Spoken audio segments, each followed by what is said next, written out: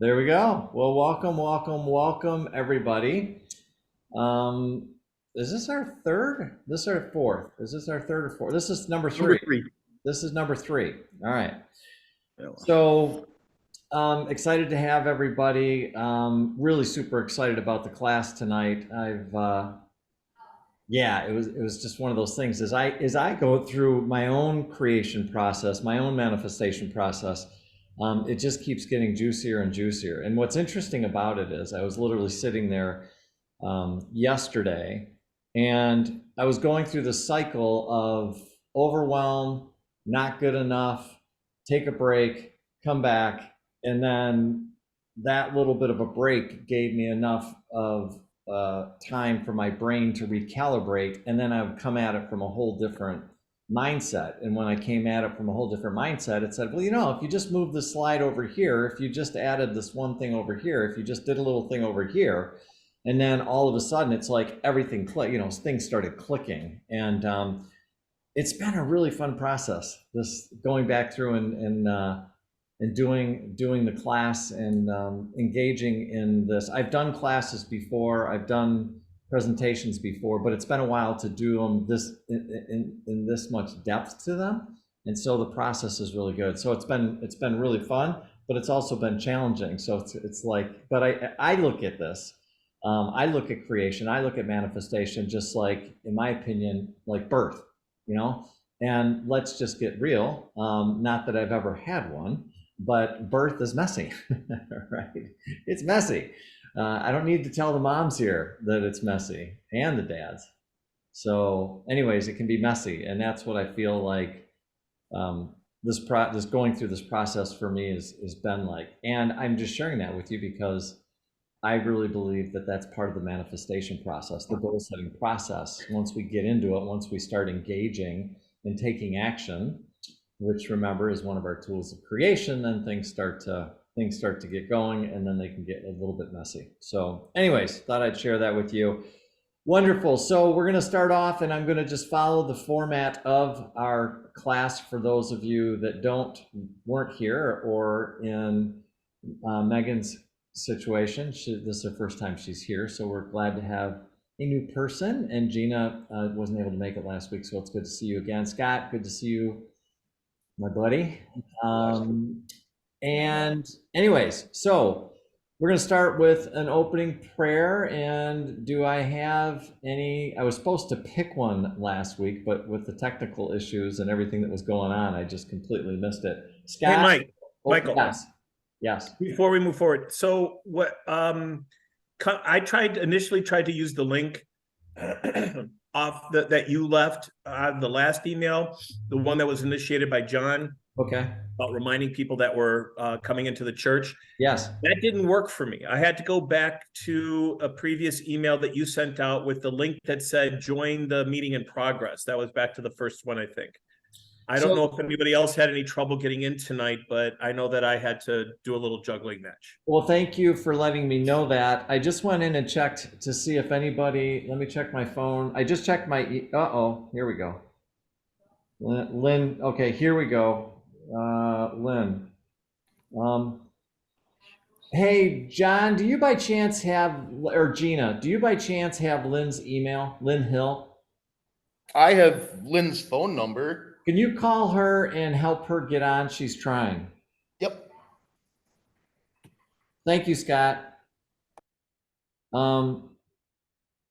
Hey, speaking of which, can you, Scott, by chance tell me what that ID number you have is, so that I need to get this thing straightened out. What should be happening is Zoom should be sending everybody a reminder. That's what should be happening. If it's not, or if it's wrong, I need to know that. The meeting ID, Yes. it's 875 Yep. 9816 Yep. 9911. So that's correct. So that is the correct link to this meeting. Did you get a reminder, Gina? No, Okay, you just had it. Okay, good. Scott, and did you say you found this other one somewhere? Yeah, I didn't get a reminder, but I went when I couldn't get in with the stuff that was most recent sent. I retrace my steps back to previous emails Okay, all right. and use one of the original ones. Got it. So I am going to find out, number one, why people aren't getting reminder notices, and number two, I'm just going to send an email out that's going to just make sure everyone's got the right link. So it just seems a little bit strange that there's not more people on the call. And I mean, I don't know, maybe that they just couldn't make it or whatever. But anyways, all right, cool. Well, thank you. All right, so I'm going to go back and ask, is there anybody that would be willing to open us and close us with prayer? It doesn't need to be anything magical, mystical. We don't need to sit here and meditate on a mountaintop for 45 minutes. We're just talking like a really simple opening and closing prayer. I'm going to ask somebody other than Scott, who was gracious enough to do it for us last week. Would anybody else be willing to do that?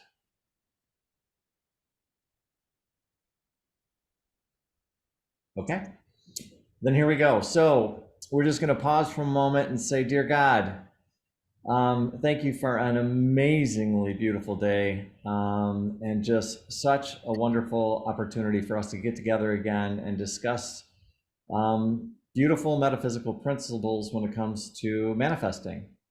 So we invite you in, we invite spirit in, we invite the angelic helpers and all the other helpers of the light to come in so that we can open ourselves, so that we can connect with you, connect with spirit, connect with inspiration, intuition, creativity, imagination, all that good stuff, so that we can really become really powerful creators and open ourselves up to this idea of life and doing things in our life, changing things in our lives, manifesting things in our lives at a beyond extraordinary level.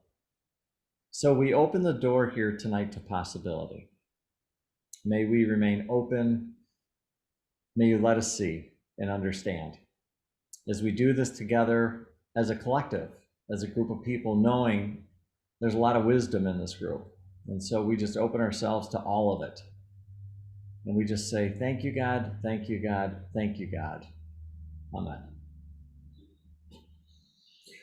Cool. So again, welcome everybody. We're gonna dive in here shortly. Before we dive in, I was just gonna check in. I'm not gonna do a round robin check-in. I'm just gonna ask if before we get started, based on anything that we've done up until this point. And again, I keep telling everybody that this is gonna start, we're gonna start gaining speed. You'll see after tonight, you could be busy for days with the stuff that we're going to cover tonight. So it's going to start ramping up. So it's been pretty light up until now. I knew that. I knew it. I did that intentionally.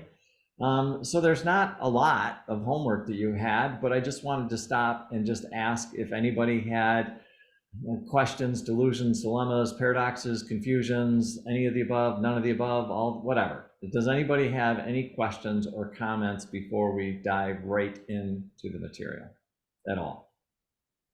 I do want to say thank you for recording it because I had to miss last week, and it was very nice that it was available Oh, and cool. very enlightening. Cool. And so Awesome. thank you. Yeah, That's awesome. Well, I'm grateful. I went back in and watched that video, and I've shared this now once or twice, but one more time. But I don't know what happened last week with the slides, because number one, when I was showing them on the screen, stuff disappeared. Number two, after the meeting, I went back in and re-looked at the slides, and something happened. That file became corrupt. Half the screens were gone. Half of them were missing the pictures like everybody saw on the screen. So I went back and looked at the recording. And I really think what I'm ultimately going to do is go back in and redo all the recordings, because what happens, as I've shared with you, is I keep going back and looking as I'm developing the next piece that I want to share. I go, oh man, I should have included this other piece on those last slides. And so what's happening is I'm going back to the previous lessons, adding slides. And so I know what I'm going to wind up doing is going back and re-recording those lessons over again. And but Mike, the slides, like you gave us some work before the class, and all of the slides were present there. Oh, good. Okay, good. Well, good. I'm glad. I thought that yeah, good. I'm glad to hear that. I'm glad to hear that. Good. Mhm. Okay, excellent. All right. Anything else? Yeah, I got something. Yes. I just wanted to say that I really like the fact that that you adjust on the fly. I understand that this is a learning experience for you as well. Yes. But the thing that's really cool is I don't remember a lot of, if ever, being part of a workshop where the leader is so part of it with us. Sort of, this is your goal, and this is a Yeah. goal setting workshop, and this is your goal, and to see it Hmm. develop and change and alter and adjust and incorporate John and it's nice. It's cool to see. Thank you. I appreciate that. Well, even like us now doing this via Zoom, like it was just, it was being in the two places, right? Me being in that room, trying to pay attention to everybody that was there. And then you guys would see half my face, it just, and all of a sudden it's like, no, we're just going to do this way. I can look at that. The people are still here, are out in the lobby, which is great. And then we can talk afterwards. But in the meantime, everybody gets to see everybody. I don't have to worry about lighting. I don't have to worry about microphones and not being able to hear people. It just, I think, is going to make for a much, much better experience altogether. But thank you for that comment. Yeah, Has Lynn tried to join us? here she, Oh, wait. Joanne just did. Or is Oh, that, Lynn needs the passcode. I was just checking it. oh, do we have a passcode? I knew I that put was, something in the chat. If you want to look in the chat, I posted what I was able to get on with. okay, thank you, Scott. I'll go in and check real quick. Chat, show the chat. Passcode Well- 669241. 669241. Yep. 669, 2 6s, 66. Yeah, 669241. Yeah. Yep. Yep. Well, very cool. Thank you. So we'll wait just a second for Lynn to jump in before we dive into the lesson for the evening. Success. There we go. Awesome. Very good. Very cool. Hi, Lynn. Hey, everybody. Welcome, welcome, welcome. We're glad you made it. I'm not sure what happened or why it happened, but I promise you next week we'll make sure that we've got everything straightened out for everybody. So anyways, good to see you, and we're glad you're here. Hey, how come Lynn gets to be outside? Inside my house. Because she's smart. All right. So we are going to go ahead and I'm going to attempt to share my screen. If I remember how. And let's see what happens here. There we go. Okay, share. Yep. And then I want play from the start. Where? All right. How are we looking? We good? Hmm. Our thoughts part 2. Is everybody seeing that? Yes. Yes. So Yes. now what's really funny is which I can't tell. It just looks funny. The way it looks like I'm looking at the screen, it looks like it just looks funny. All right, cool. So let's get the show on the road. So again, last time, just as a reminder, we were talking about this idea of how our thoughts create our emotions, create our behaviors, create our life experiences. And this is one of the things I'm going to change, just so everybody knows, in case somebody says, hey, didn't that say bodily functions? The answer is yes, it did. But I just thought to myself, well, the truth is from our thoughts come our emotions, from our emotions become our behaviors. Our behaviors really dictate what's going to happen and creates our life experiences. So I changed that. And I'm going to be going back and changing it on the original one as well. Having said that, so then if you really look at it according to cognitive behavioral therapy, we said then it's our thoughts that are driving everything, right? But then we had the conversation about how back in with biology of belief, Bruce Lipton came in and said, wait a minute, it's not just your thoughts, but actually it's your early perceptions. And so that changed everything. And what we then talked about was this idea that really what it comes down to, it's our early perceptions and beliefs that are driving our thoughts, which drive our emotions, our behaviors, and our life experiences. So we've got this loop, and really what's driving it is our early perceptions and beliefs. And I was going back and looking at some stuff that Leah had actually created back several years ago when her and I used to do talks together. And she made this beautiful tree, which I think represents this whole thing so much better. And if you look at it, what I love about that, can you see my cursor moving across the screen or no? Yes. All right, perfect, awesome. So let's talk about this. I love the representation about the perceptions, and she goes on to say about ourselves are created through our lives in many different ways. We can think about our core perceptions as the seeds of our subconscious mind. Our beliefs, we adapt the perceptions through the age of innocence. It doesn't matter if those perceptions are rational or not. We grow up and we learn about the world we live, that we will form beliefs about ourselves. And again, these beliefs and perceptions in this diagram, and the reason I love it is because if you were to draw the earth, you'd see the earth somewhere right here. And these beliefs and perceptions are underneath, again, which represent, for those of you that were paying attention last week, the subconscious, right? At a certain point.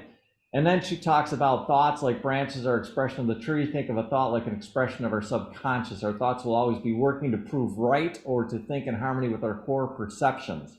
The body experiences chaos and resistance when we try to think thoughts that are different from the subconscious perceptions. That is a great point, and I'm going to talk about that a little bit later on. And then ultimately our behaviors, even though every thought we have creates a feeling, our behaviors are a direct result of our thoughts and feelings. Our behaviors, actions, or vibrations create the results we get in the world. And the other reason I love this is because what happens often is when people try to change something. So I'm just going to use an example. I could use any example. This one is the one that's off the top of my head, but let's say somebody wants to lose weight. The first thing that they do is, what do? They try and change this. They try and change the behaviors.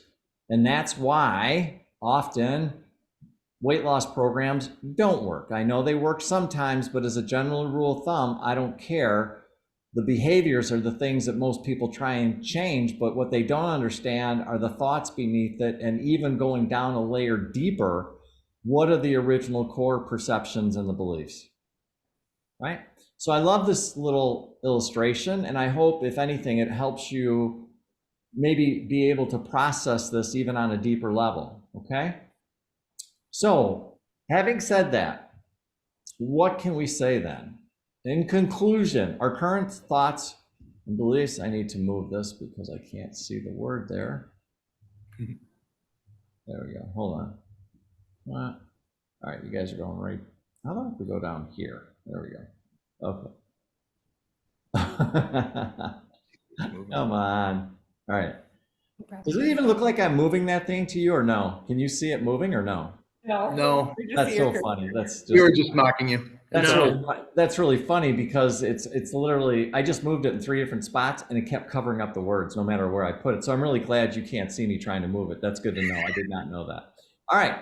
So thoughts. In conclusion, our current thoughts are coming from our early perceptions and beliefs, which are determining our life experiences.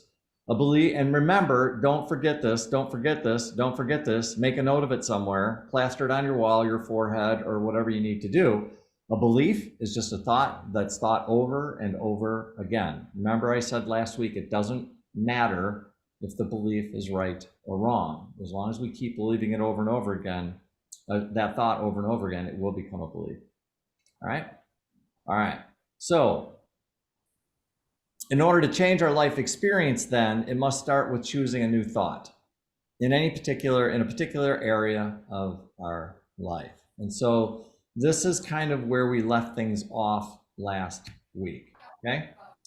And then what we did is we talked about this process, if you will. Sorry, guys, I need to move. Oh, come on. Do you need this louder? Do you need this louder over the kids? Okay. All right, hold on. Did you go over the... Oh, that's even better. There we go. Now I really hit the home run. Okay. So let's go back here. So then the change process then, as we look at it, as we understand it, is basically it starts off with a new thought or thoughts, which will create our new beliefs, which will then create new emotions, new behaviors, and new life experiences. So that is the change process. That's how this process works, right? So again, where does the whole thing start? It starts with a new thought. It starts with a new thought, okay? So as you continue to repeat the new thought over and over again, it becomes a belief. It will become a belief. Adding emotions with your thoughts will form beliefs faster, right? This is all stuff that we talked about last week. I'm just highlighting some of it and going back. But I do want to mention something that I went back in and kind of changed a little bit in that description. But I didn't want to bring the whole slide forward because there was a lot of information on the one slide. But the thing that I did want to bring up, because we keep talking about this idea, you know, if I go back here and I talk about perceptions and beliefs, perceptions and belief, everything really does start with the perception. And if you think about being a small child, let's say that you're in an environment that's really not safe, and you have a belief that I'm not safe. That's a perception, but what you've done is you've got this thought that you kept thinking based on that perception, I'm not safe, I'm not safe, I'm not safe, I'm not safe. So in terms of the process, it started with a perception, I'm not safe. You said it over and over and over again, and then that perception then became a belief. So in the beginning, the perception is the thing that drives the original thought, and then the thought becomes a belief. Okay, and I described that a little bit better than I did last week. Okay, so this is the change process then, the new change process. Once it's complete. So let me back up. As you continue to repeat the new thought over and over again, it will become a belief. Adding emotions with your thoughts will form a belief faster. So some people may be looking at this going, wait a minute, Mike, I thought it was the beliefs, then those were kicking off the new thoughts.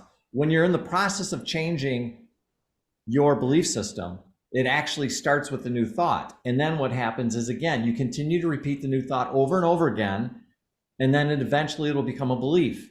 Adding the emotions will make it move faster. So when it's completed, what happens is that original thought then, after enough repetition and enough emotions, will become the belief, and it will also become a new perception. And then those beliefs and perceptions will then, just like it was before, start kicking off thoughts, the emotions, behavior, and will change the life experiences. And all this, especially from a subconscious standpoint, which is what we're trying to do. We're trying to change, we're trying to alter what's going on in the subconscious mind.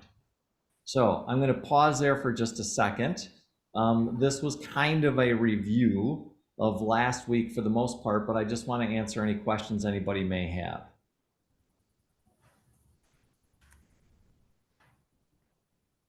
Questions? Yes. No, I was asking Joanna if she had a Oh, question. okay. Got it. You're just putting me on the spot. I was. I threw her right under the bus. All right. Everybody good? All right. So we're just going to keep going then. All right. So this new thought. So it's a new thought. It's a new thought. It's a new thought. So I want to talk for a minute about, and this is where we're going to start pulling in the metaphysics of affirmations. So I want to talk about affirmations. All right. Basically, an affirmation is a positive statement of truth. It's just a new statement. It's just, this is what I want. Okay? It's used to change deep-held perceptions and beliefs. It allows us to consciously choose what we want to be our predominant thoughts and beliefs to be. That's why we use affirmations. Unity, at the core of Unity's metaphysical teachings, is affirmations, right? So then we go, okay, great. So what does it take to develop a really, really powerful new affirmation, right? And so, first of all, we start with gratitude. And I'll show you some examples of this in just a minute. But we start with gratitude. It's going to be in the first person. It's going to be present tense. It's going to be positive. It's going to be emotionally meaningful. And then last but not least, the more specific, the better.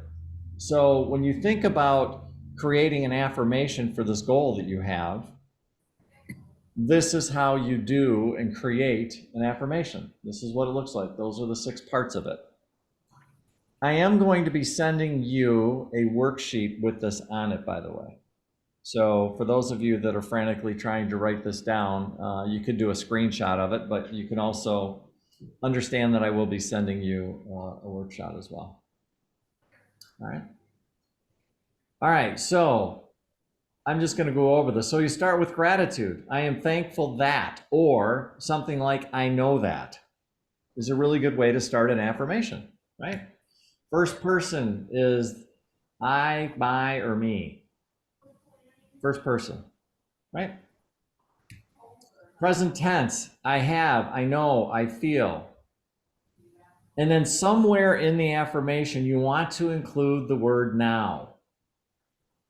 Okay, it doesn't matter where necessarily, but again, I just want to talk that, and I mentioned this on our first talk that we did together, that the universe doesn't, we're in the third dimensional reality. I get it. Time is a thing, but in the universe, time doesn't exist. So the only thing the universe speaks, if you will, is in the present tense.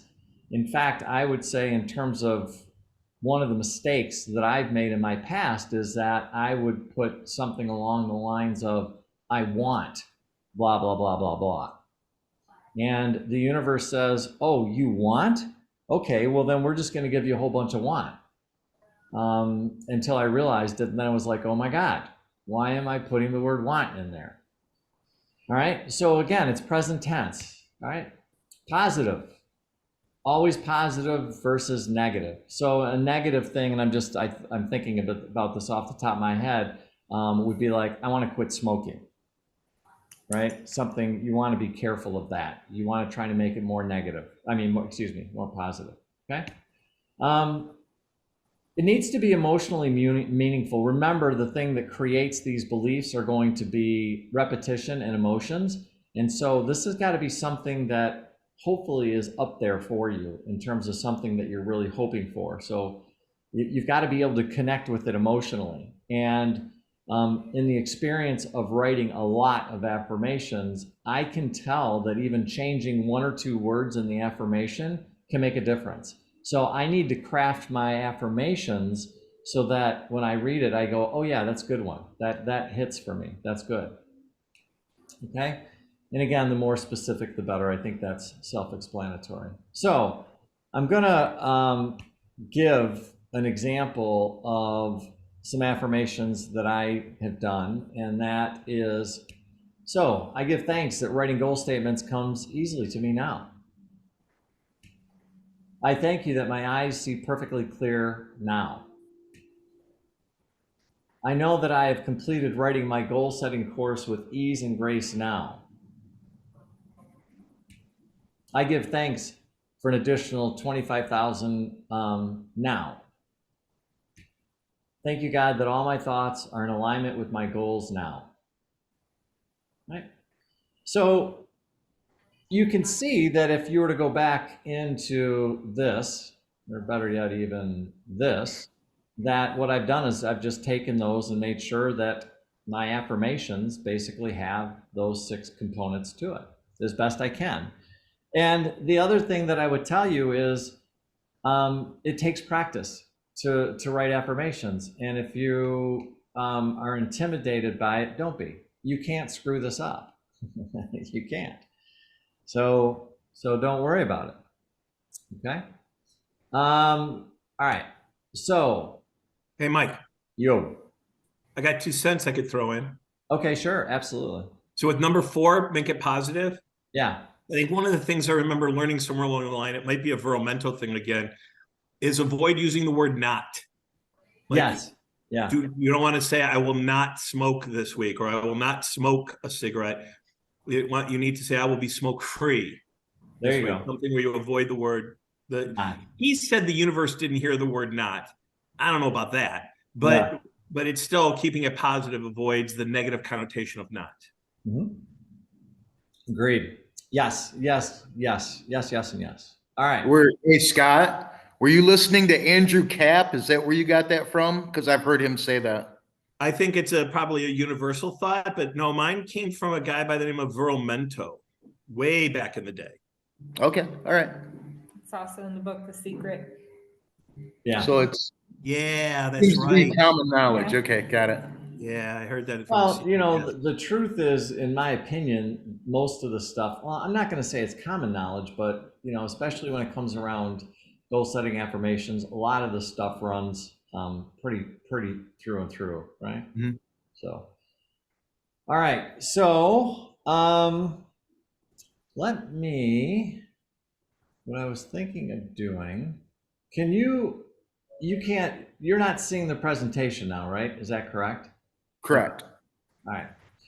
So here's what I thought would be a good exercise for everybody to do, right? I thought it would be a good exercise. What I'm going to do is I'm going to share the screen with you, put that back up in terms of the affirmation. So here's the question. Would it be better for me to put, well, here, let me first of all share the screen. Share screen, there we go. PowerPoint, there we go. Share it, there we go. All right, is it better to leave that? Because here's what I'm going to do. I'm going to have you take 5 minutes. I'm going to give everybody 5 minutes to create a new affirmation. And then what I'm going to do is I'm going to break you into, we got 1, 2, 3, 4, 5, 6, 7 people, I think, are online. What I think I'll do is put you in groups of 3, and there'll be one with 4 in it. And I'm going to have you basically share with each other what your affirmation is.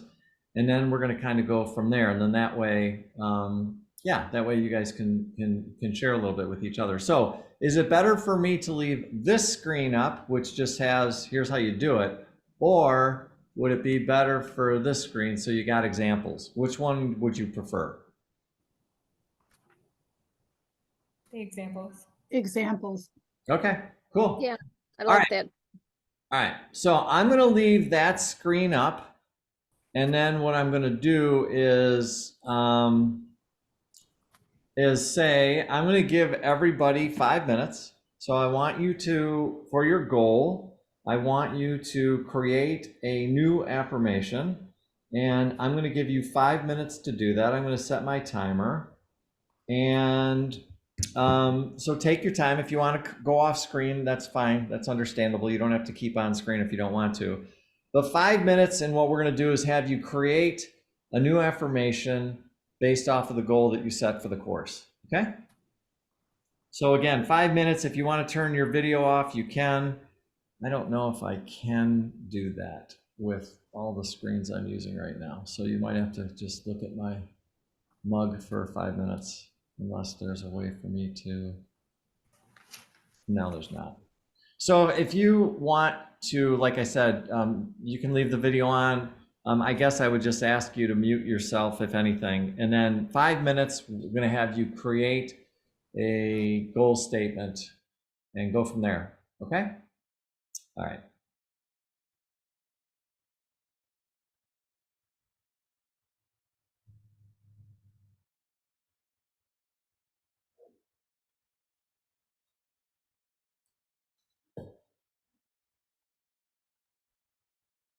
We need some background music at these points. Ah, that's a really good idea, Scott. Thank you. I think that's awesome. Like Jeopardy music or something. I just was gonna go there, John. But you know, the one thing that we found out last time is, for some reason when I played music, it doesn't pick, Zoom won't pick it up. There may be a setting. You know what? Actually, well, here I can. Okay, so I did adjust a setting on this thing, so I'm kind of curious now. Now you got me curious. While everybody's working on their goal setting statements, Mike is going to attempt to see if you can hear something. I think you should write an affirmation about us being able to hear your music. Can you hear that or no? I can hear that. Oh.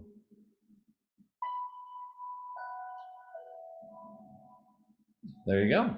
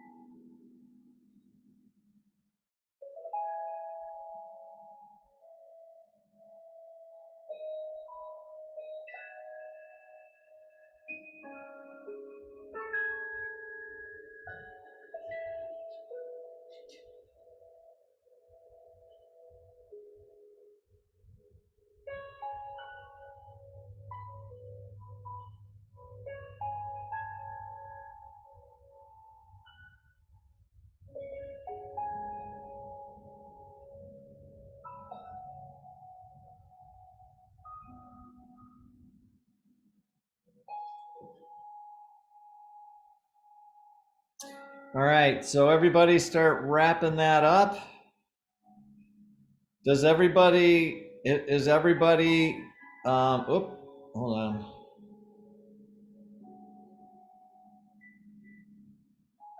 There we go. Has everybody been able to do the exercise and write the affirmation? Are we good? Everybody good? Okay. So here's what I'm going to do now. I'm going to attempt to get me out of there. And so can you guys, I'm not sharing the screen anymore, right? The screen is not being shared. Is that correct? Okay, I'm getting some nods. Okay, cool. So now my hope is to try to have you go into groups. All right, so there's 1, 2, 3, 4, 5, 6. So I'm going to set up 2 groups of 3. I'm going to give you each figure about 2 minutes. So I'll do the group for about 5 minutes or so. So everybody just tell the person or tell the group what your affirmation is, and we're going to kind of go from there. If there's any, if you need help or you got any questions or anything like that, lean on the wisdom of the group. Okay, and then we'll come back in and we'll just talk about that for a little bit. So here we go. Let's see if Mike can do this without blowing everything up. Breakout room. There we go. Assign automatically and create 1 breakout room. Hold on. And yeah, and then I'm going to, there's 1 room. Yeah, that looks good. Yeah, so far so good. And then, oh, wait a minute. What's it doing? No, we're good. I'm being given the choice to join breakout room 1. Oh, wait a minute. Okay, I'm gonna close all. Oh, hold on. I gotta close all the rooms. Hold on. Okay. Did you make 1 room or 2 rooms? I should have made 2. That's the mistake. All right, so I'm gonna just hold on. Just close. All right, everybody come back. Tell everybody. We could have left it just how it is because there's 3 of us here still. Yeah, so that's what I did wrong. So I'm assuming that they're all gonna pop up back here in about a second. Yeah, because you just closed them out.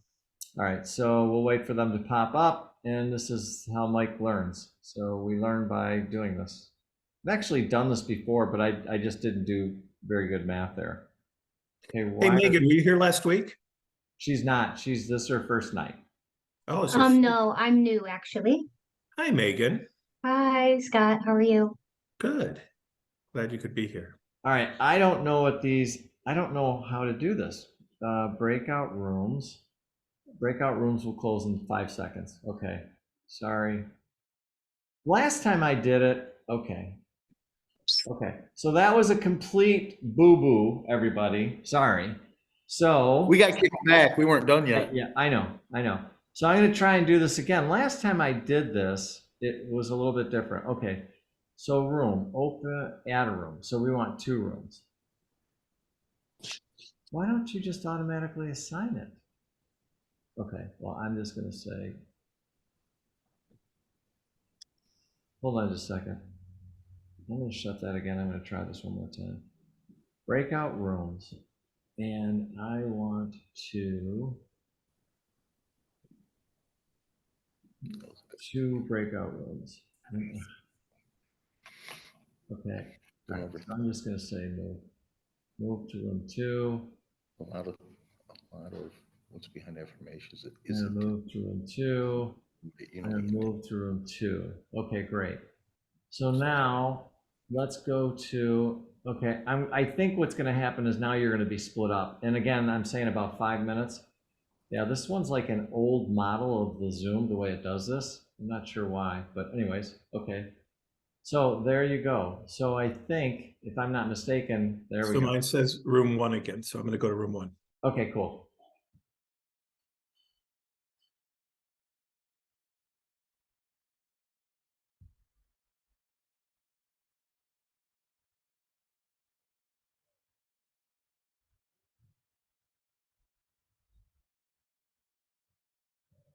There we go. Cool.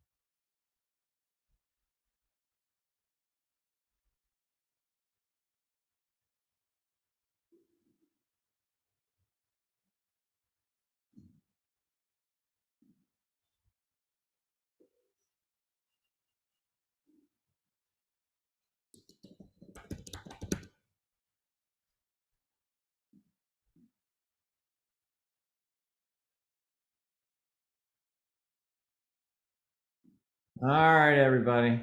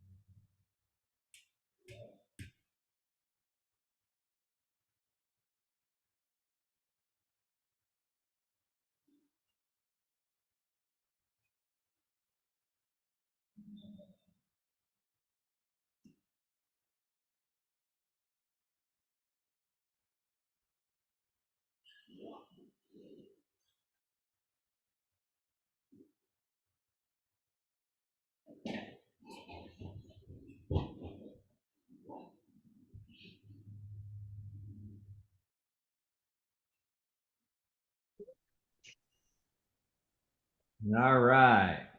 Yeah, it's just so weird. I've got like I've been on more I would say newer versions of Zoom. And so this is like an older version. I don't know why that is. I got to find out why we don't have the new, because the one I'm used to is you just go, okay, how many rooms do you want? And then how many people you want, and it asks you how many people you want in the rooms, and then how long do you want the breakout room to be? And you hit a button and it just automatically does everything. This one I had to go manually, blah, blah, blah. Anyways, make a long story short. So how did that go? I was just curious. Any comments, anything? Good? Everybody feel good? Everybody feel like they've got something that they can sink their teeth into? Yeah, I think it went well. Okay. All right, cool. Was that But enough? we had a really good group. Was that enough time? I mean, I know it's only 10 minutes, but was that enough time for people just to get a general idea and feel for it? Okay, cool. Well, you cut me right off in mid-sentence, but imagine me being cut off speaking. So, So everybody has to remember that Scott and I are dear friends, and I get to say things to Scott that when you hear it may come across as being a little bit, did he just really say that? And I would say, well, of course, Scott, I'm going to cut you off. Why? You don't have anything good to say. ooh. Awesome. Anyways, fun. Okay.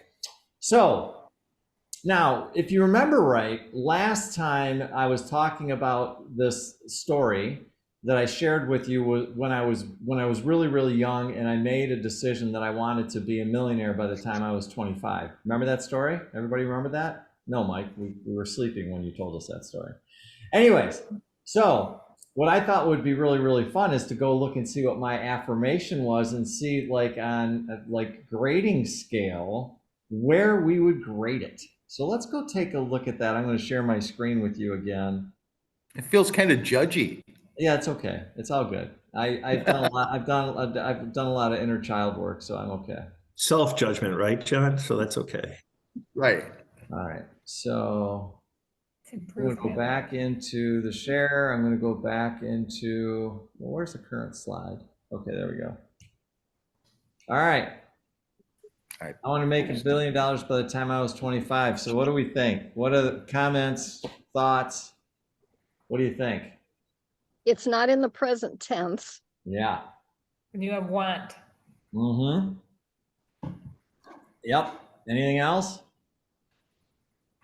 It's just, it feels like lack when I read it, like you're lacking $1 million. Mm-hmm. Anything else it's missing? I think you said last time that it had to be attainable. Yeah, there's got to be. I mean, it's that's a really good point, Scott. I need to put that in there. Well, that's a SMART goal, right? So part of the SMART process, creating a SMART goal, is it has to be basically doable, attainable. Yeah. But that's me judging that you can't do it by the time you're 25. Yeah, well, I think that's a deeper conversation in terms of what I commonly refer to as start line goals versus finish line goals. Because I get this all the time with people that I coach. They'll say, like, I want to make $1 million in 6 months. And it's like, okay, cool. Then, is that, and again, we start getting into this conversation. I'm not here to be a dream squisher, but in the same breath, I think there needs to be at least a little bit of sensibility about it. But anyways, that's another conversation. So the only other thing that I was gonna add to this, and what I want to do is go back here and put what I should have put in there, which is a thank you, right? Thank you. I'm grateful that, something like that, to add the gratitude for it. Okay. Didn't you say with this, like you're saying I want, which is exactly what John said. John said that it was like a lack. I want. Shouldn't it be I have or I Yes. right? Yeah. Like I am making $1 million a year. Thank you, God. Or thank you that I'm making $1 million a year by the time I'm 25, right? Something like that. Shouldn't you say now? Now, thank you. Yeah. You like the yes. no nonsense. I'm sorry. Yes. No, it's good. Keep the teacher in check. That's awesome. Cool.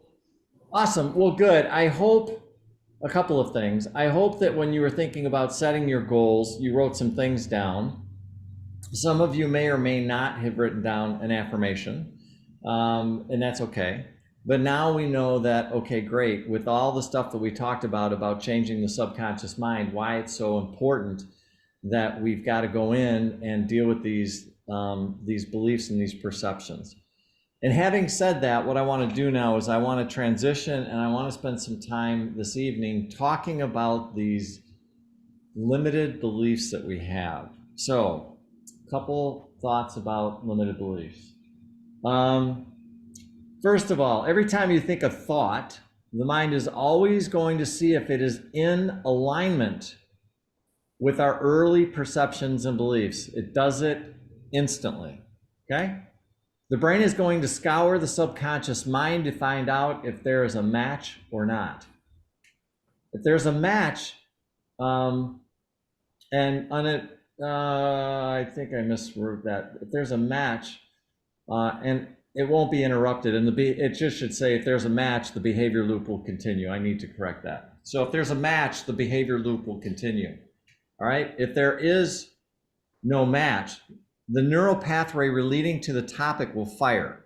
Okay, and I'm going to show you a little thing that's going to explain that. But if there's, so let me just re-say this so I'm clear, right? If there is a match, then nothing is interrupted and the behavior loop will continue. So if we go back to basically our beliefs and perceptions, create our thoughts, create our emotions, create our behaviors that create our life experience, the loop continues. That's what I meant to say there. But if there is no match, so in other words, if you say, I'm happy and you're miserable, and there's no match, then the neural pathway relating to that particular topic will fire. So what does that look like in our brain, or how can we put that? Well, it's kind of like called a mental rut is what I called it. So let's watch this. You have a thought.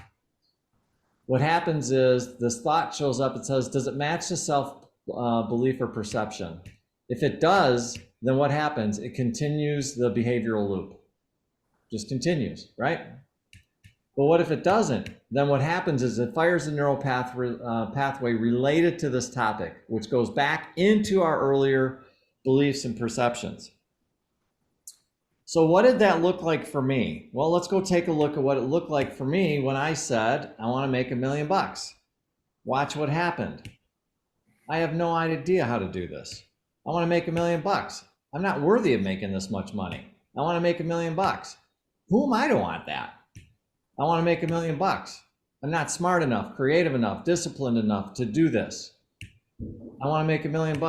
I can't do this. I want to make $1 million. I've been a failure and will always be a failure. So that's the subconscious brain talking to you there. That is the subconscious brain talking to you. But do you see, the point of this slide is to show everybody, do you see where there might be a little bit of a problem? Oh, so that's what was happening with me when I was 19 years old. So I'm sitting there thinking, man, this is the best thing ever. I'm going to go become a millionaire by the time I'm 25. And what's my subconscious mind telling me? Yeah, right, pal. Right? And I'm laughing about it now because I understand it.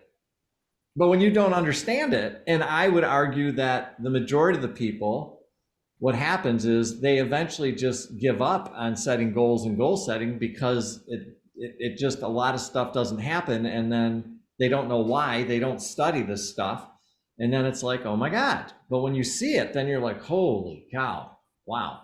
All right. So having said that, any comments or questions on that at all? Okay. I know you're gonna get us there, but I want to get to the point where we find some way of controlling our subconscious brain, right? Yeah.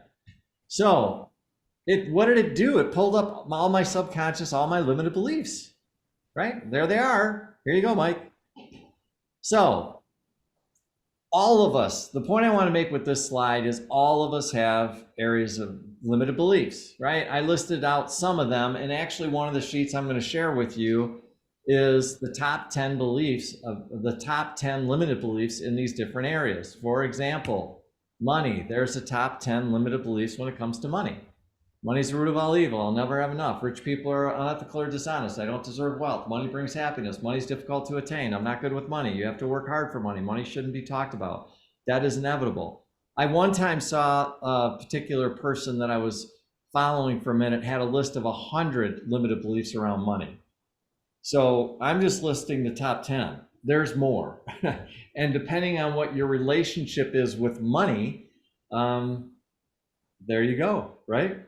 And so just know that I'm going to be sending you a list, but we all have limited beliefs regarding different issues in our life: money, health, relationships, career, success, God, politics, sex, aging, life, etc. Okay? So limited beliefs are the thoughts beneath our thoughts. I'm just going to say that again because it's super important. They're the thoughts beneath our thoughts. We have them to a greater or less extent in all areas of our lives. They are often ignored. They must be identified and addressed. I'm going to say that 400 times. You've got to deal with the thoughts that are beneath the thoughts. They need to be identified and addressed. Until they are, you will struggle to manifest and maintain your goals and dreams. So, now what? In our next class, the ultimate tease, right? The ultimate tease. All right, cool. So let's talk about this for a minute. So I'm going to talk about your thoughts and your feelings, your thoughts and your feelings, your thoughts and your feelings, because your thoughts and feelings are going to help us figure out what do we do with this stuff. And just trust me when I tell you, by the time we're done in 15 or 20 minutes, all this stuff's going to come together and you're going to see it. You're going to understand it, okay? Behind every affirmation we use, there will be a corresponding thought and emotion.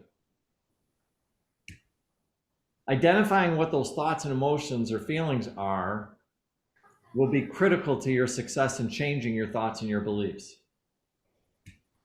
Those thoughts and emotions, feelings will give you feedback to what is in your subconscious mind. They will give you feedback, right? So let's just go back, let's go back. There's my limited beliefs, right? So what I did was I did an inventory. What did I do here? Oh, there we go. So here's what I did. Here is a thought inventory, right? So I looked at my new affirmation. I want to make that. And then I listed all of my limited thoughts and beliefs, right? So there's that. And then I wrote down what my emotions and feelings were. Okay? And so, what time is it? It is 7 o'clock. I'm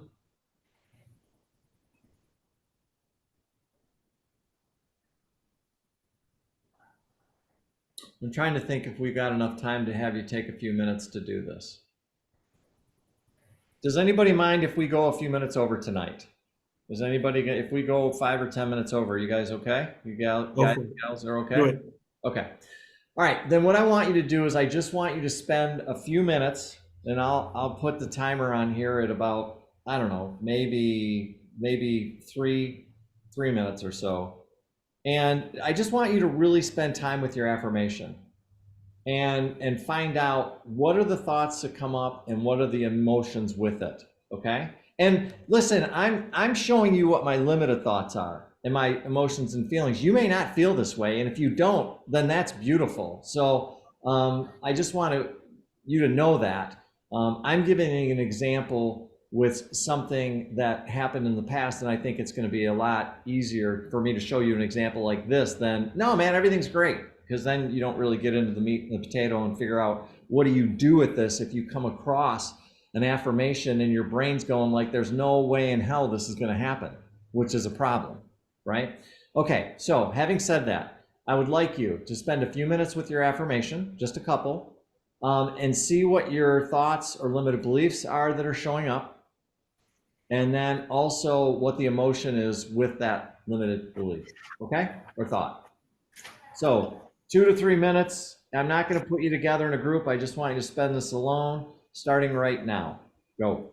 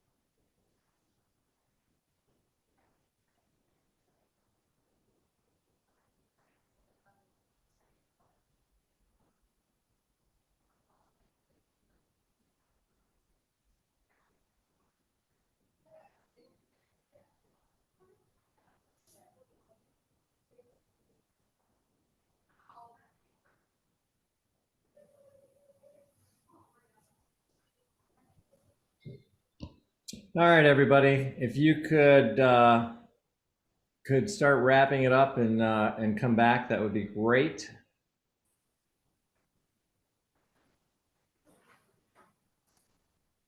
All right. So I need to go look at something real quick. Hold on just a second.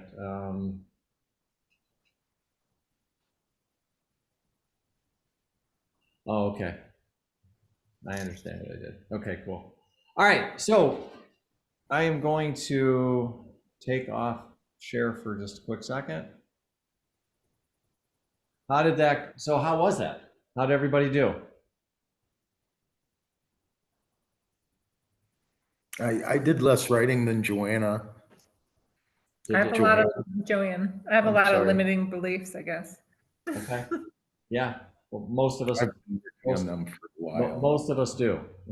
Most of us do, especially if it's something that you've struggled with. Most of us do. Any other? That's so.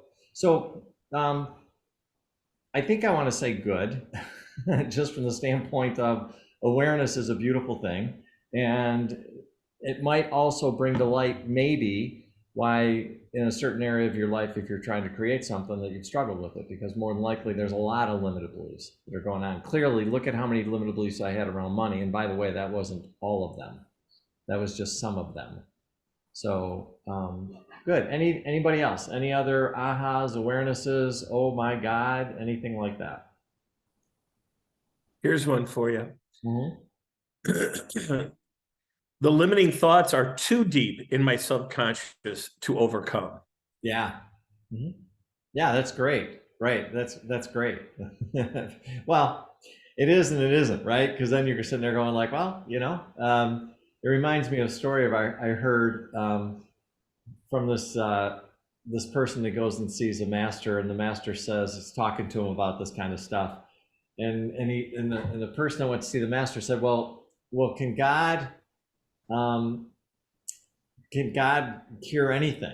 And to answer the question, it was something along the lines of, if you believe God can cure anything, then God can cure anything, right? So it's the same type of thing. And I mean, but that's a really, really interesting point, right? Because if you're walking around with that thought that says, no, this baby's stuck in there and ain't moving, then that cannot not impact reality, right? So there's something in there, and we'll talk about that a little bit, but some of these things that we're talking about now are workable. But I'm just going to share this with you. In all honesty, there's some people that have some trauma, and you start getting into people with some deep trauma issues.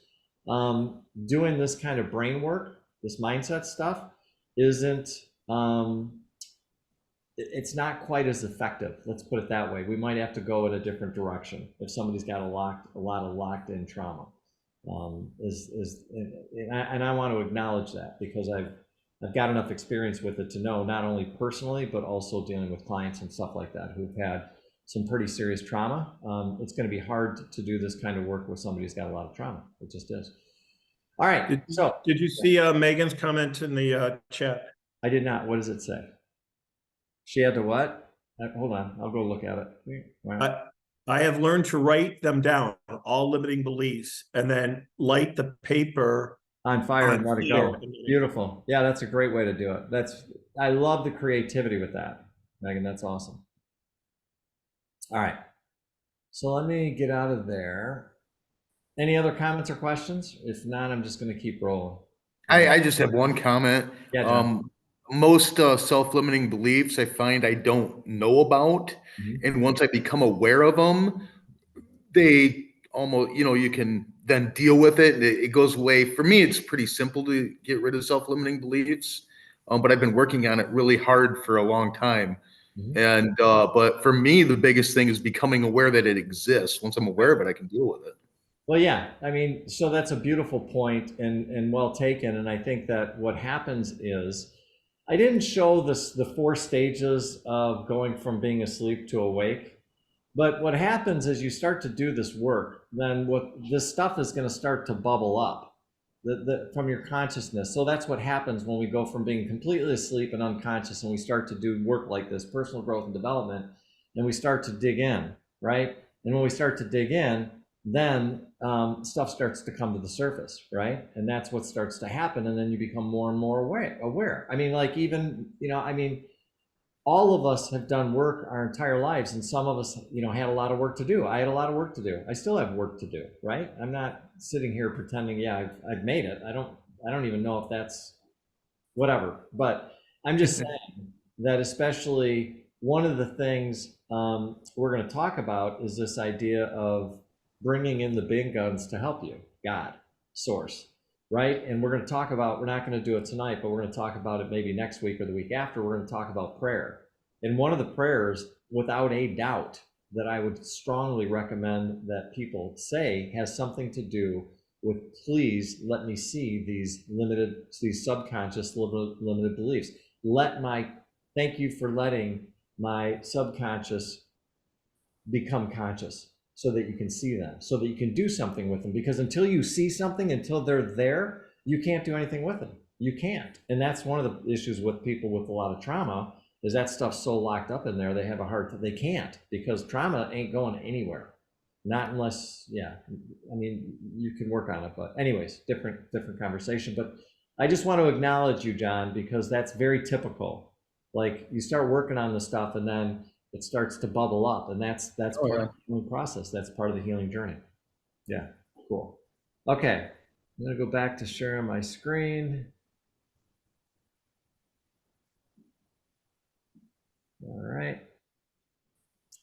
All right, so,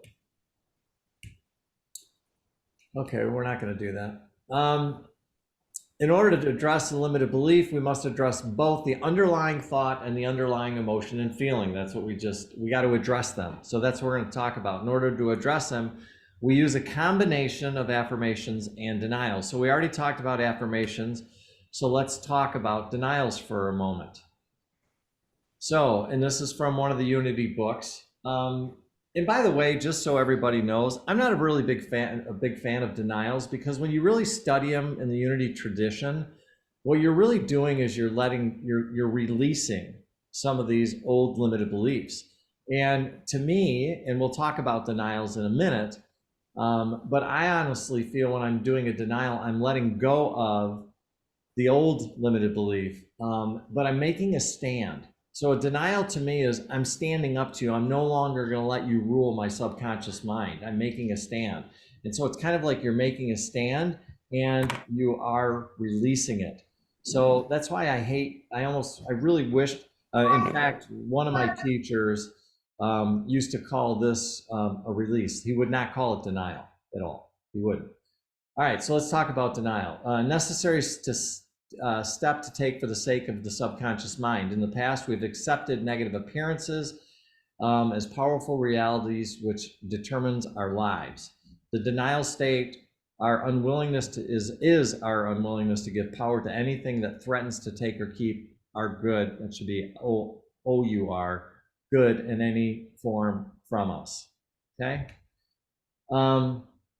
In terms of denials in the book, she mentions an all-purpose denial. This, whatever the situation is, and I'll be giving you a form that has this in it, right? This current situation is powerless to take or keep my good from me. So you can use a denial in any situation, or that denial in particular is as an all-purpose, and it's very powerful, by the way, for those of you that if you decide to use that as your denial or your release, it's very, very powerful. Okay, so I just wanted to give you a couple of examples right out of that book. The lack of this job is powerless to take or keep my good from me. The situation, whatever the situation is powerless to take my good from me, right? So it's just a really good way of releasing whatever your limited beliefs are. And again, to me, part of the denial is you standing up and saying no more. I didn't put it up here, but because I talk about this all the time, especially on Sundays, is Myrtle Fillmore, her basically first affirmation when she changed everything, when she went and saw E.B. Weeks, was her denial was, I don't inherit sickness. So her full statement was, I'm a child of God, therefore I do not inherit sickness. That was Myrtle Fillmore's main affirmation that she used to cure her tuberculosis. Again, it took her 2 years, but that was the one that she used. But there was definitely a standing up, therefore I do not inherit sickness. So what was Myrtle really doing with that statement? She was saying, no, I'm not doing that. That's not what I do. I'm a child of God, right? And so that affirmation worked for her. All right. So this exercise is for every limited belief you have, and I'm just going to have you do one, create a denial and an affirmation. So I wanted to show you what that looked like so you have some examples. So I went through and did all of mine, all right, on this form. So if you'll see, let me get my little pointer out here. My thought was I have no idea how to do this. Oh, clue, by the way, this I meant to bring this up. Doggone it, I forgot. That when I was doing this, I realized that the truth was these feelings is I kept coming up with the word less, like worthless or valueless. And that it kept coming up through disciplineless, powerless, hopeless, right? So it was interesting. And I want to bring that to your attention because in terms of your feelings, when you can put a feeling like that in there in terms of what your feeling is, especially when you call it less, then all of a sudden your affirmation gets real easy. Because if you're saying, I don't have enough of something, then what should your go-to affirmation be? Just say it. Hello? Did I lose you guys? It should be just thank you for more of it. So if I'm creativeless, then my affirmation be something about more of whatever it is, right? So it's interesting if your feelings are worthless or they're valueless or they're hopeless or they're powerless, then your affirmation should absolutely be something about the less. And that's why I meant to mention that earlier, because when I did it, I was like, oh my God, this is so good. It's so good. All right, going back there. So what are we going to do? We're going to have you, and I'm going to leave this up here, and I'm going to give you a couple of minutes to do this. I'm going to have you go in and think about what your thoughts were behind your goal statement, your affirmation, or that is that was the old thought. That was the feeling. Now what I want you to do is create a denial and an affirmation. Okay, so you're going to be creating two things. You're going to be creating a denial and an affirmation, and I'm going to give you 5 minutes because you got to do both. And then we're going to come back and I'm going to ask one or two of you to share. So again, 5 minutes, you're going to create a denial and an affirmation off of whatever your old thoughts and feelings were. Okay? All right. See you in 5 minutes.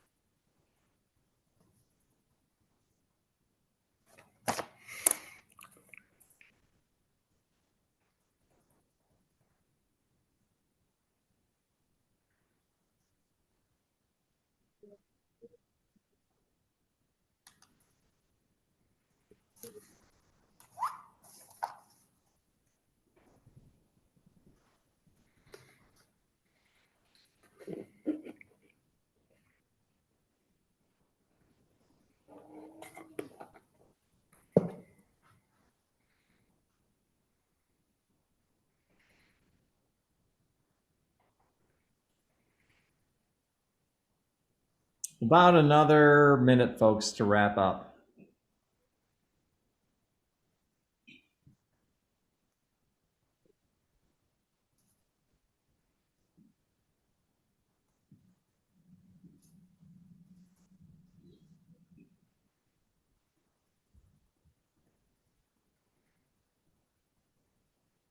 All right.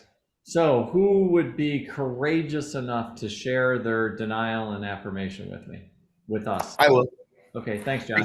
because mine's unique. All I right. don't know that it's, unique as that it's in the only time it's ever happened, but it's where I'm at.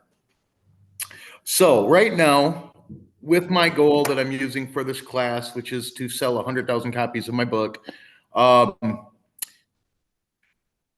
I don't know. I have been working on this for over a year, and I don't know of any current self-limiting beliefs.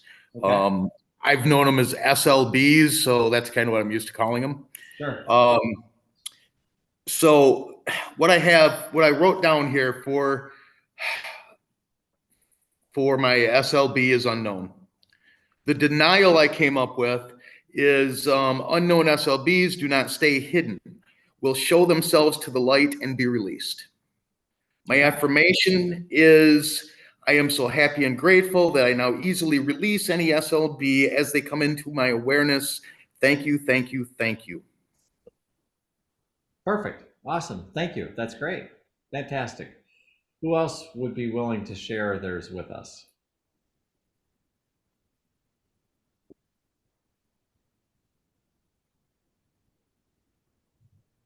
I'll share mine, but I think everybody should share. All right. Don't let anyone off the hook. All All right. right, so denial first. My weight does not define my identity. And then affirmation, I am worthy of allowing weight to be released from my physical body. Now. Now, to There you make go. Joanne. There you go. Yeah. Or hold on. There you go. Cool. All right. Who else? And it came up over you. I like that. Yeah, I think that was a coincidence. No. Okay, I'll go. Okay. Okay. Feeling like I need to overwork myself to make money is powerless and keeping good from me. I feel like I didn't write that very well, but I now know that I do not need to work harder to live a life of abundance and purpose. All right. There we go. Say that affirmation again. I now know that what's that? I now know that I do not need to work harder to live a life of abundance and purpose. Okay, so I'm just gonna a little course correct here. Be careful with the negative. I now know that I don't have to. I would say, is there any way to rephrase that and make it positive?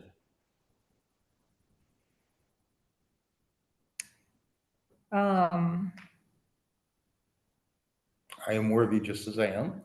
Yeah. Well, but my work, it's tied into her work. Again, it's got to be relevant for you and it's got to give you some juice when you say it. Remember, always remember that. It's got to give you some juice when you say it. So it's got to be relevant to you. So I'm thinking, yeah, how can you make that positive? I now know that the hours I now know that the balancing my hours of work Yeah. The hours I work is enough, or bring me happiness. I don't know. yeah. Yeah, so just play with it a little bit, Joanne, excuse me, and play with it until and again, it's really important that when you say these things, when you create them, there's some you're like, oh yeah, that hits, and you'll know when you got it because you'll change one word in an affirmation, and it will absolutely change your vibration without a doubt. Yeah. And then My limiting belief, if it wasn't obvious, is definitely you have to work really hard for money. And then that comes from childhood. Right. Got it. Well, then there we go.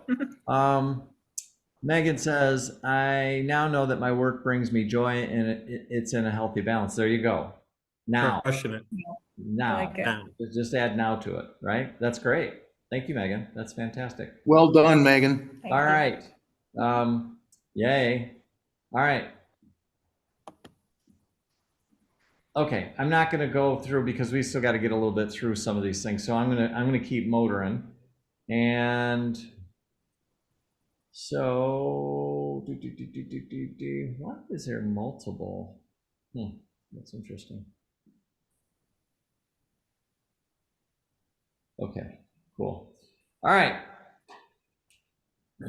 Again, these are just the rest of mine, but like, here's the thing that's interesting. Another thing that I think is just interesting to know. This is regarding one thought that I had about money. I mean, one concept around money. And this is a truth for most of us, especially if you've got something that you struggle with. More than likely, you've got a lot of thoughts that are coming up around whatever the particular issue is. From a life coaching standpoint, I'll often have somebody fill out a wheel of life. Some of you know what that is, some of you don't. But what it is, it's got the different areas of our life, and then we just draw a line. On a scale of 1 to 10, we rate that. And in this particular graphic, what happens is you draw the lines and you can see where your wheel is basically in balance and doing well, and where your balance is out. And where it is out, normally there's a lot of limited beliefs. That's just how it works, right? All right. So I want to talk about applying your affirmations and denials, because people often ask. And again, you're going to get this with a sheet of paper. So I'm going to be sending this to you. So in the morning, say your denials and affirmations before getting out of your bed. There's a specific time where you're in a specific state, alpha state, where they can be really powerful. In the morning, look yourself in the eyes in the mirror and say your affirmations and denials between morning and noon. Use your self-awareness, self-awareness. Have I said self-awareness enough? Self-awareness. To discern if you're running into a limited belief or not. If you are, at any time, apply your affirmations and denials as soon as you are aware. If you're not running the limited belief, simply keep using the denial when you can. So in other words, you don't always have to use them together. Like if you're feeling good and you just want to keep hammering this thing home, just keep on with the affirmation. You don't have to. In fact, I think if I'm not mistaken, in that handbook, that book I mentioned to you, she says literally only say the denial one time. I don't know if I believe that, because if it keeps coming up over and over and over again, it's kind of like you got to keep standing up to the bully, if you will. So if you're running it, then say them both. If you're not running the limited belief, then keep using your denial, right? At noon, say your affirmation denial. Between noon and bedtime, use your self-awareness. You're paying attention to discern if you're running the limited belief or not. If you're running it at any time, apply your affirmation and denial. If you're not running it, just keep using your affirmation. Last but not least, I don't know what happened there. Before bed. As you prepare for bed, say your denials and affirmations. In bed, as you go to sleep, use your affirmations like a mantra. Speak it to yourself over and over again. If you notice other thoughts, go back to the affirmation, repeat until you fall asleep, and take advantage of that. Is the name of the state. When you're being awake and going to bed, that's the name for it. I'm not even going to attempt to pronounce that, but that's what the word is. Go to bed, notice the unwanted belief, use denial. The other suggestion that they make, which I think is pretty cool, and I've done this, is make a recording in your own voice of the affirmation as you're going to bed and let it play while you're falling asleep. This brings up one last point, and then we're going to wrap things up for the evening. And that is the question often asked, well, how long does this take, Mike? How long does it take? So I'm just going to ask, I'm going to throw that out there because it's going to be interesting to hear what the answers are. So how long does this take to change a subconscious thought or belief or perception? How long is what the traditional thing that everybody says is? I think it's like 4 to 6 weeks, maybe. Okay, not bad. Anybody else? 3 weeks. 3 weeks, 21 days? 21 days. I think it was 21 days. Okay, 21 days. Anybody else? For a habit, I've heard 21 days. Yep. So the common one is 21 days, and what I'm going to tell you is that was based off of really bad information. 63 days. It's really bad. Yeah. So according to Karen Leaf in the book Cleaning Up Your Mental Mess, she's amazing. by the way, that book is amazing. By the way, it takes 63 days to change your subconscious thoughts, and that's with regular work on it. She has a phone application called Neurocycle. It's $29. It's not cheap, but in my opinion, I'm just going to tell you this in all transparency. I read about this about 6 months ago, and I just bought it because I want to start playing with this. But the key with changing your subconscious mind, it takes a while. I'm going to go back to the 2-track example that I used last class. If you've been driving down, if you've been having these neural pathways that were created 10, 20, 30, 40, 50 years ago, it's going to take a while to get out of there, right? And you need as much, you need to be on it. You need to be jumping on it. Now, I'm not saying go spend $29 for 3 months for her phone app, but you know, you've got to have a way to constantly be looking at the stuff and working it, right? And the other thing I just wanted to bring awareness to is 63 days. So, and she can, in her book, she explains it, and she's a neuroscience scientist, so she knows.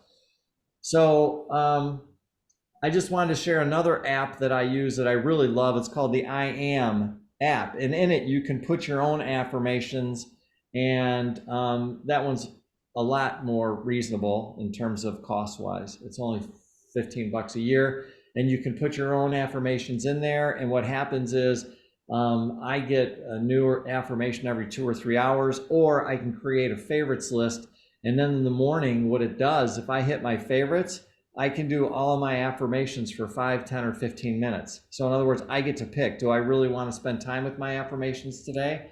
Or if I got to do it quick, I spend 5 minutes. If not, I take 15 minutes.